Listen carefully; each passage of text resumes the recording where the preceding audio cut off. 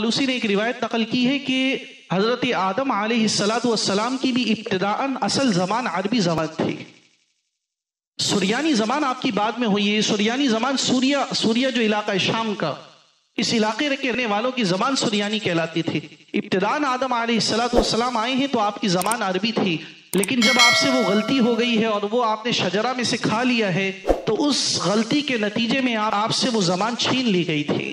بعض کا یہ خیال بھی ہے کہ نہیں، آدم علیہ السلام ابتداءً عربی ہی بولنے لگے تھے، لیکن تغیر زمان کے ساتھ، آہستہ آہستہ زمانے کے بدلنے کے ساتھ، جیسے ہمارے ہاں آج کل گلابی اردو آ چکی ہے کہ اس میں 4-6 انگلش کے الفاظ نہ ہو تو وہ اردو نہیں کہلاتی ہے. اور آج سے پہلے 50 سال پہلے لکھنؤ کے کسی صاحب سے آپ مل جاؤ، ان کی زبان سنیں تو آج لوگ یہ کہتے ہیں کہ پتہ نہیں کون سی زبان بول رہے ہیں، پتہ نہیں کون سے الفاظ ہیں.